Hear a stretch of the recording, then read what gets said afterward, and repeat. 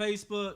Everybody watching this on Listen Vision Live. It's the Nitty Gritty Show. It's your boy, J.D. Costa. It's your girl, Katniss. And I'm the one and only Tay Jordan. And together we are... The Nitty Gritty. Look, we got a great show for you guys today. We have two amazing guests on. We have Tay Campbell and Clifton Campbell. This is a father and brother duo right here. And Tay, actually... How I came across these individuals is I was in downtown Silver Spring, and I just seen a bunch of commotion, music. I seen kids. I hear people talking about positivity, talking about not to use drugs. Yet they got all the current music, but they're not playing anything that emphasizes drug use or violence. And I'm like, so what they got going on? I'm at the tent. I'm talking to people. Had a chance to meet Tay. To tell you guys about Tay, he's the founder of TBOC, or Taking Back Our Communities. He was born in East Orange, New Jersey. Tay was influenced at an early age by both the entertainment industry and the streets and neighborhoods he would normally frequent. At the age of 10, he suffered through an unfortunate accident that left him with a severe head injury. Miraculously, his passion for music was what he needed to use to find his path forward. In 2007, he decided to advance his agenda of outreach in the community by building a nonprofit community platform called Taking Back Our Children that evolved into Taking Back Our Community. He has a lifelong love of the game of chess, and playing it improved both his decision-making and life balance skills. Taking Back Our Community is Tay's brainchild, and he leads the design of this program. TBOC has a strong network of volunteers and team members in the Washington, D.C. area, New York, Newark, New Jersey, Atlanta, Georgia, and also Los Angeles, California areas. Then we also have Clifton Campbell. He has a lifetime of working with children and has been able to work with many celebrities and their children to help them become critical thinkers. He's been in Lifestyle magazine, where he was featured in a story with Storyopolis, a bookstore where he's been teaching chess. He's also worked at Sacred Heart Academy. He's worked with Winchester Schools. He's also worked at New Village Leadership Academy, that was Will Smith's private school. He's been all over working with chess, teaching kids the game of chess, Boys and Girls Club of America. He has a ton of accolades, amazing chess player. I would play him, but I don't got the dollars for that. Yeah. But, so definitely excited about having these two individuals on to talk about their work and just how we can better our kids and their minds. Welcome. Yeah. Thank y'all. Now, of course, in the show, we always ask everybody, well, how was their week? So just real quick, Tay, we'll start with you. As usual, my week was great, man. It was a blessing. Nothing really exciting, just another productive week in the books. So that's always a blessing. Cool. And Tay? Yeah, my week was wonderful. I had we partnered with the DC Police Department, so we go from ward to ward every week, doing outreach in the community with music, and we had my father out there, had the chess booth out there, and we just going from ward to ward, going to block, making a difference, Mr. Campbell? Well, my week was very, very good. What I do is work with kids, and that's my whole foundation of life, is working with kids. And working with my son now, we both partner up, and I love it. That's amazing. Katniss? I had a very good week. I accomplished a lot of things. And I also want to give a small shout out to Carolina Missionary Baptist Church. Today we celebrated 30 years of ministry. Hey. Shout out to my pastor, Anthony Moore, and Lady Cynthia What's Moore. up? And of course, it's your boy, J.D. Costa. My week is always breezy, always easy. I'm the man of these streets. That's what I'm always saying. You have to manifest it in your own mind for everyone else to see it. So, Of course, I'm always going to say I'm a man. I'm out here getting this paper, the legal way. So, it's all good. But, of course, we'll go into, you always know we have to do our to hell withs and our blessing twos. Got a couple of them. I'm going to read through them real quick. One, Trump not allowing to hell withs, by the way. Trump not allowing transgender individuals to serve in the military, that's crazy. If you're willing to put your life on the line to serve the country, I don't care who you are, what you like, brown, yellow, alien, whoever. If you down to put your life on the line, I've been to Iraq fighting on behalf of the armed services. And honestly, when bullets come flying, if you're riding over EODs or whatever, we do not care if, what your past life is like. Only thing we care about is the moment. So I think that was crazy that he would reverse that or try to interfere with that. Also, another one. This is kind of funny, but it's not funny because that's kind of like what it's teaching our children or where TV is going. The Side Chicks of Charlotte show. I don't know if you guys have heard What of this. channel is that? It's probably VH1 or something with Bravo. Viacom. Always putting out garbage, but just if you haven't seen it, go to the Breakfast Club, check out their show. They always repost YouTube. The interview is hilarious because they clown on Little Duval and all of them. But their claim is that it's men's fault for having side chicks. Members of the show felt that men are the ones. Men who want one woman are squares and simps. That's crazy. And they feel that side chicks help marriages stay together. That's just some of the foolishness that was spurred by these girls. So, yeah, good luck. Anybody would do anything for a buck, even call themselves a side chick on national television. And be proud of it. Also, another to hell with, the teen girl that lied about being raped and kidnapped by 3 black men. She actually then later confessed that she made the whole thing up, all the bruises, everything that happened to her. She did the whole thing herself. And when asked why blame the 3 black men, she didn't have an answer. Maybe she was just trying to make America great again. I don't know, but that was crazy. And it's just disgusting because we just talked about mass incarceration in our last show. And, you know, and in previous shows, we talked about how the stats say that we commit more crimes on whites. But in fact, we're seeing this more and more in the news that it's in fact whites actually making up more crimes on blacks. Number 4, got to give it to hell with. This is the last one. Booty injections.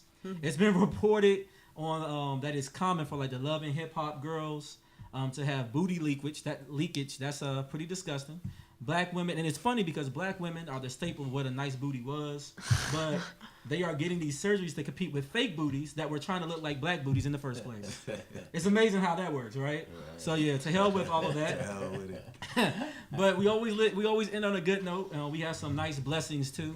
Blessings to the movie Girls Trip, killing it at the box office. It's a great movie, by the way. Have you guys seen it? I have, yes. Oh man, hilarious. Yeah, it's hilarious. Tiffany Haddish did her thing. The movie took $27.7 million to budget and make. Has already made $65 million in the first 2 weeks. Was projected only to make $20 million its opening weekend, but made $31 million. $11 million of that made on the opening night, Thursday night, because movies they're advertised for Friday, but they're actually always available on Thursday. Made $11 million on a Thursday night.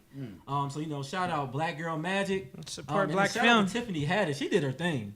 Like, if you've seen the movie, she steals every scene. So, shout out to her. And then another blessing, too, is not often in today's society we have to show blessings to our political figures, but this time we can. Blessings to the Senate, not repealing the Affordable Health Care Act, but at least recognizing or starting the conversation that maybe we don't need to repeal it, but the things that it is deficient in, we can just correct and fix those instead of taking away the whole program. So blessings to them, at least coming together and doing that. And shout out to those 3 Republicans that actually voted on the side of not repealing it. So, you know, when things make good sense, at least somebody is trying to do their job and what we pay our tax dollars for. So, but other than that, we about to jump right into the nitty gritty of it all. We got 2 great guests, and we want to definitely pick their brains and talk about all the various things they're doing. We have a quick video we're going to play. This is actually a dance battle that they put on, and it's kind of like an annual thing that you guys have been doing. So, Well, it's like every other week kind of thing. Oh yeah, so Yeah, it's for all summer. Yeah, Oh, all summer long. dope. So we're gonna play a quick video, advertising that. Spin that for us, sir.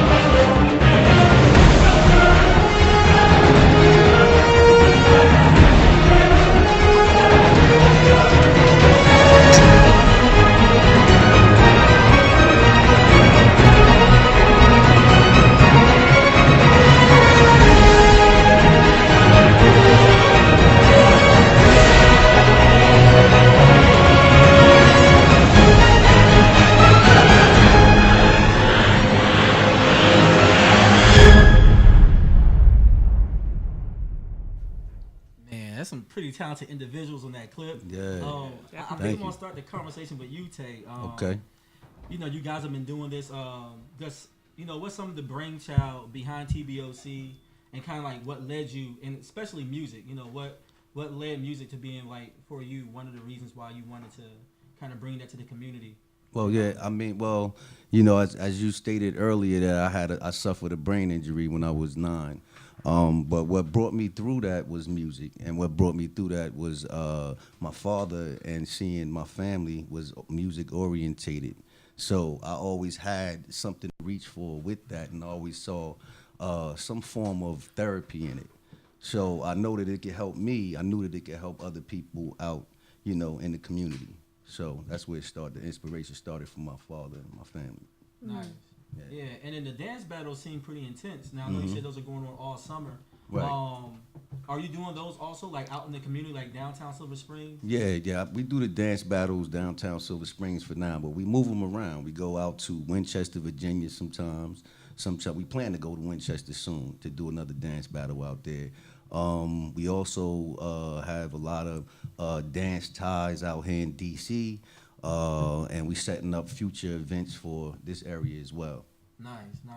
And y'all get kids from all over that come down? Because, I mean, looking at the clip, those kids is nice. I mean, they have some moves. Oh yeah. It's a lot of starving artists out there, especially dancers, that don't really have a platform that they can, go to and, actually even perform in front of people. So we try to at least, give the dancers a bigger acknowledge them more and give them a platform so they can come out and dance for the community and promote their talent and showcase their talent. And at the same time, we even give them some donation money and stuff like that to keep things moving. Dope. Yeah.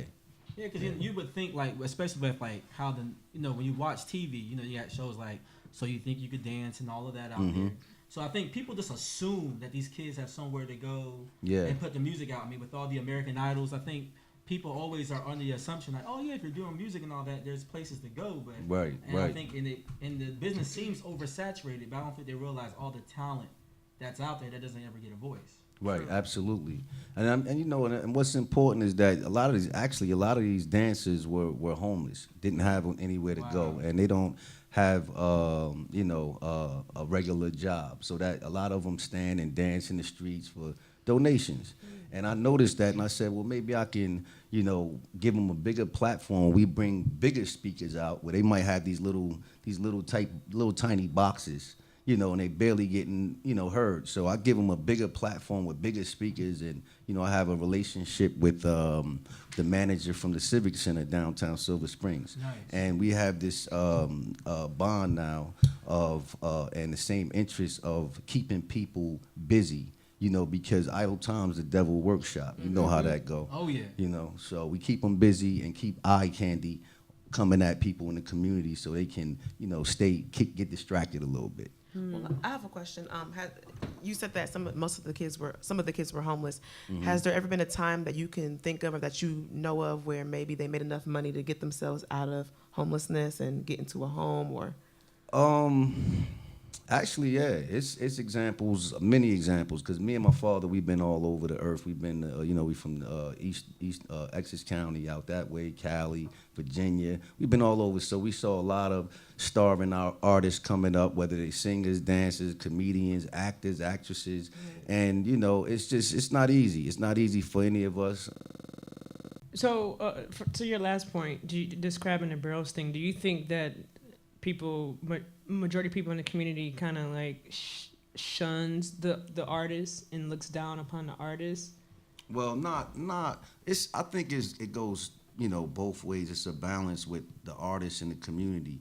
I think that the people would give a lot of artists a chance if they presented themselves a little bit different. A lot of people come up with music and they got nothing but curses, provocative words and disrespectful things they saying. So when you bring that to the community, a lot of people walk away from that fast. But when you shut down the curses and the negative energy and you just focus on the positive, then the community is more receptive to hearing what we got to say as an artist. Okay, gotcha. Yeah, and I kind of seen that firsthand in Silver Spring. Like, y'all had like a huge crowd of, these were people that were just, if anybody's ever been downtown Silver Spring, for those that live in the area, you have a big movie theater out there. There's a bunch of restaurants. There's a Dave & Buster's. Of course, you have the Civic Center right there. There's a Whole Foods, and Right. literally you have people coming from all these different places shopping. Some folks just getting off of work. There's a Yeah. lot of the National Geographic offices down there. Yep. People are just stopping. This is a Friday night. Mhm. There was, I would say, a good 100, maybe 200, 300 plus people out there, if not more. Right. Just people that just standing there at a time. And of Families. course- and it's Families. more than that because people are just kind of passing and going. So some folks will Right. stay, watch for around 20 minutes, then Yeah. they'll leave, but then they're easily replaced by other people coming out of Whole Absolutely. Foods, coming out of a restaurant. Mhm. So it's dope. Like, yeah, Yes, I mean, absolutely. and you definitely draw a I'm crowd 'cause thankful. there's no cursing. Yeah. Right, absolutely.